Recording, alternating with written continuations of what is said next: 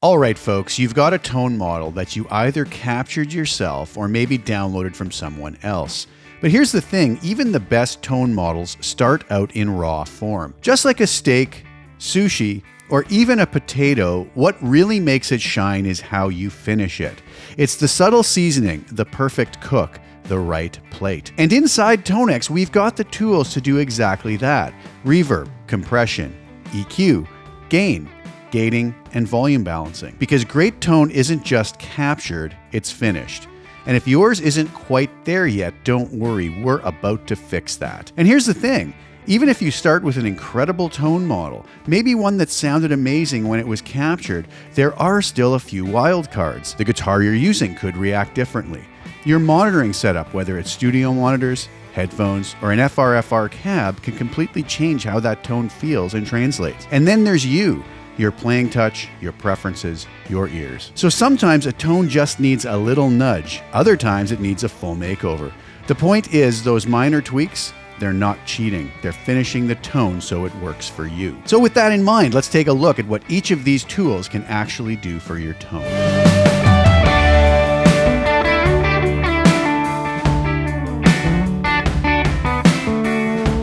All right, so here we are over in Tonex, and before we start tweaking, let's hear the raw tone model completely untouched. No EQ, no reverb, no compression, just as it was captured. This is going to be one of the tone models from my just released Celestion Gold Ultimate Collection, which is based off of my incredible 2-Rock Studio signature captured through a Celestion Gold speaker. This is kind of an edge of breakup style tone, just as it was captured without any sweeteners.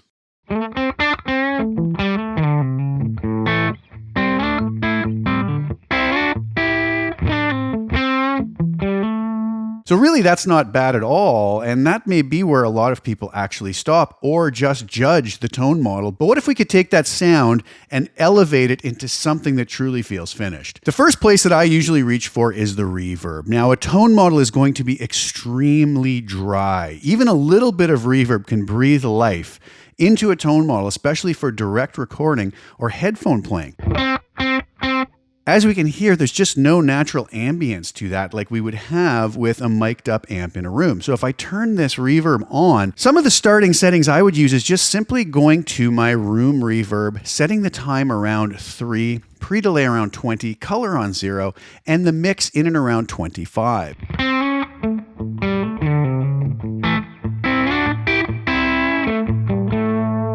You can hear what that does immediately to the sound of this tone model.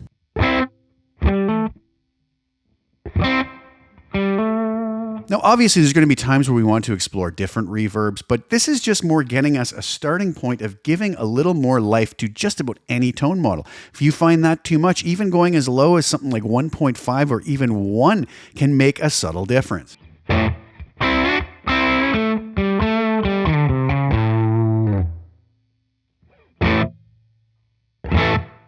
But I do like to set this up around 3 just as a starting point. The second thing that I usually go right towards is the noise gate. Now, on an edge of breakup style tone like this, we may not be noticing tons of noise, but if we crank up the volume a little bit, we still will notice that there'll be some inherent noise in this. And if we go up to a higher gain tone, it's going to be even more noticeable.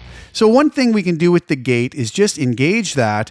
I usually like to start by bringing that threshold up around -75, release somewhere up around 12 o'clock here in depth at the same place. And what that's going to allow is us to play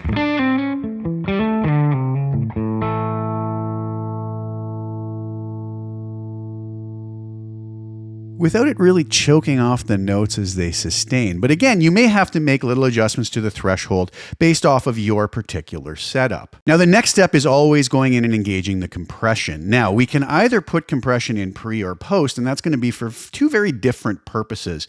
Compression is going to smooth things out, especially if your playing dynamics are all over the place.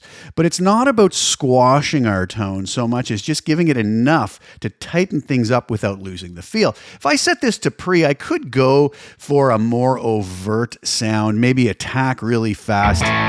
Get this threshold up. We'll just bring this gain back. Get this threshold up so it's really working on the tone.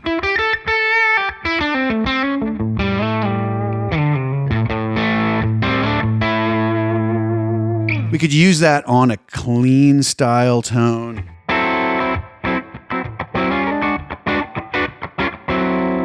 To really control the dynamics, but I actually prefer to use this in a slightly different manner. I like to have it in post, set that threshold so that it's just barely working on the tone, and we can check over here on our gain reduction meter. You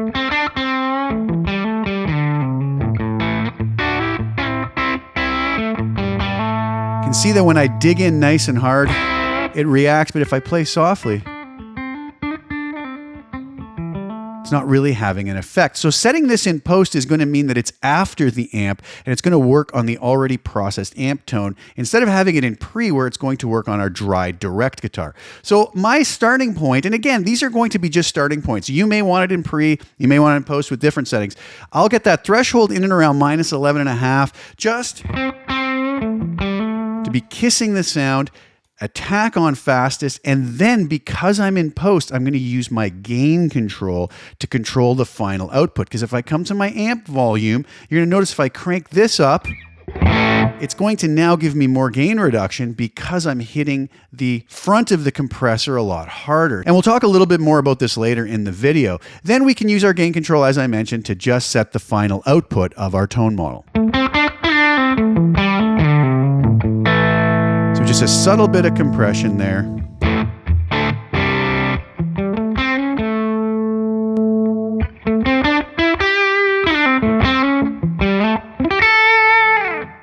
Beautiful stuff. The next step is going to be EQ, and this is the secret weapon. If your tone sounds dull or harsh, we can come up to our Advanced tab, and I always start very simply by going to our presence and depth, which will oftentimes give us beautiful subtle tone shaping with tiny boosts or cuts to bring out clarity or warmth. We're not trying to go surgical here. We're trying to be more strategic. So the thing about it is everybody has different tastes. Everybody has different monitoring systems, as I mentioned before, and everybody has different guitars. Every guitar and monitoring system is going to do what it does to this tone model. So we may get a tone model like this, which sounds absolutely spectacular as is, but we might say, you know what, I actually want this to be a little bit thinner for whatever purpose I'm using it for, or for whatever monitoring system.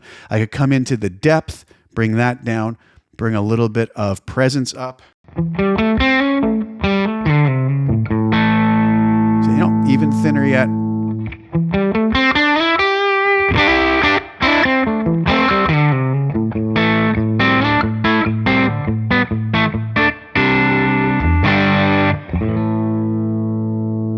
And we may like that tone even more now because we gave it a subtle tweak. Now, the other really important control in any tone model is going to be the gain knob. The gain knob is really just another way of stating what the global input trim is going to do. If it's too hot, we're going to get things a little too fuzzy and over-gained. And if it's too low, it's going to maybe be lifeless and not what the original tone model Capture Creator actually intended it to sound like. So we can play with this gain knob instead of always diving into, if we're on the pedal, going into our global input trim, or always raising the gain really high on our instrument input on our audio interface. So you'll notice here that this here set with the way I'm plugged into my Apollo Twin right now, with the gain just tiny bit above minimum, just actually 1 dB added to that, is exactly how this sounded when I captured it. But let's say somebody is running their audio interface gain a little bit hotter. Now what's going to happen, it's going to make this particular tone model sound a little oversaturated compared to how I captured it. Well, no harm done. I can simply lower the gain knob back just a little bit.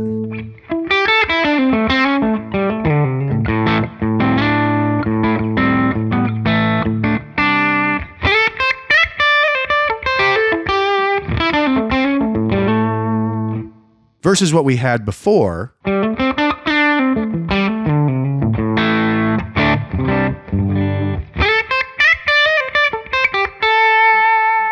So So we don't necessarily have to touch the gain knob, but it is a great control to understand what it's actually doing, and it's just hitting the front of that tone model with more or less input gain. Now, finally, we want to talk about balancing the final output volume of our particular tone model. Now, this can be done in two ways. If we have, as I mentioned before, the compressor set in post, meaning it's after the amp, the gain knob of the compressor is going to act as our final output volume. So if I found that this was a little low, I could just turn it up here to get more output out of it. If I find it too high, I can bring that back. We can look at our output meter down here and notice, obviously that's too high and I'm clipping.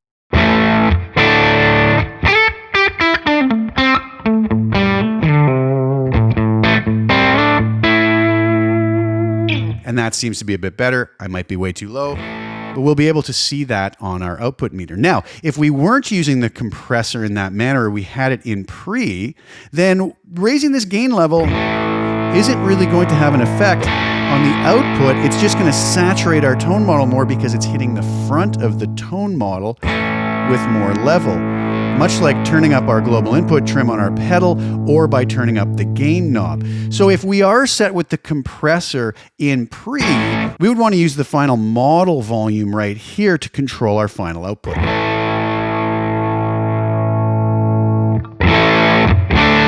And you'll notice now I get more output out of my model. But set in post like I always like to set it, I'm going to be using my gain knob to control the final volume balancing of that particular tone model before I go up here and save all these changes as a preset. So now let's take a listen to a direct comparison of what this raw tone model sounded like when we first started, and with the subtle tweaks of reverb, presence and depth, compression and noise gate, and the after. Here's where we started.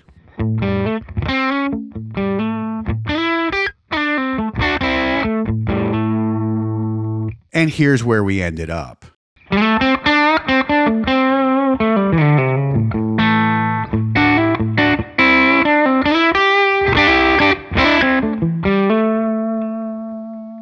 And there you go, your tone model is no longer a potato. It's a fully seasoned, oven-roasted sonic delight. If this helped, hit the like button, subscribe, and hit the little bell notification, and definitely drop a comment. Tell me your favorite onboard tweak, or confess if your tone was a potato. On your way out, stick around for a full mix demo of my 2 Stone Gold Ultimate Collection. You've actually heard these tones throughout the video, and they've become go-to sounds for me. Catch you in the next one.